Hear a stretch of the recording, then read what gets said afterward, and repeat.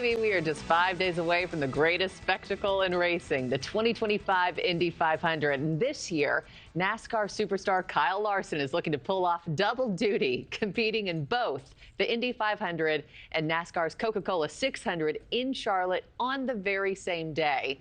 This after rain ruined his attempt at the Memorial Day double just last year.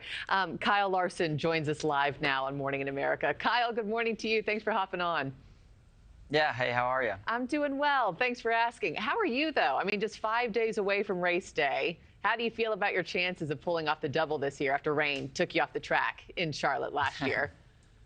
Well, so far the weather forecast looks better than it did last year, so I would say, you know, chances are definitely better, but still they're two tough races, and you know, racing IndyCar stuff is not my forte. So learning something that's new to me is a lot of fun, but it's a challenge. And then, yeah, trying to complete all 500 miles there will be fun. And then jet setting to Charlotte to run the 600 will be really cool in the NASCAR race. So should be a fun day. Yeah, it's just crazy. And I hope the weather, you know, sticks for you this weekend. For those of us who barely crack 55 on the highway, Kyle, you know, speaking for myself, break down the difference between driving a NASCAR stock car and an Indy car. What are the biggest differences and challenges between driving those on the very same day?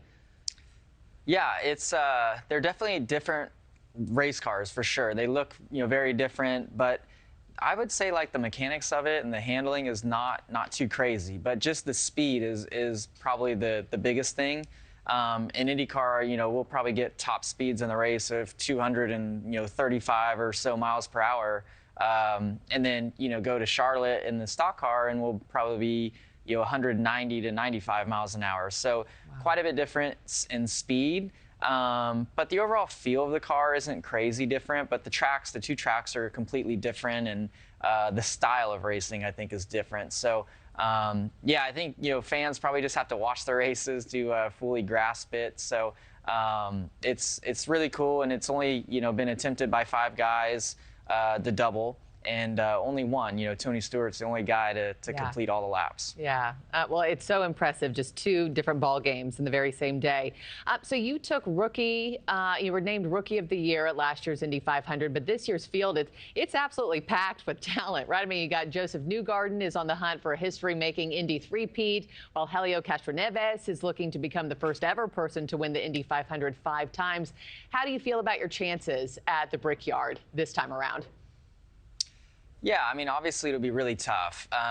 You know, those guys that you mentioned, you know, they've got a lot of experience in IndyCar and at the Speedway, where I just have the experience from last year. But I got a great team with Arrow McLaren and Hendrick Motorsports, so we should, you know, have a decent shot. You know, you just got to keep yourself in the hunt and execute every lap perfectly, and find your way towards the front by the end of it. So yeah, it's going to be a challenge, but I enjoy challenges, like I mentioned earlier, and I just really look forward to the opportunity and hopefully, you know, doing a good job. Yeah, and quickly, if you get to partake in that celebratory milk chug, you know, at the end of the Indy 500, your milk of choice is what, Kyle?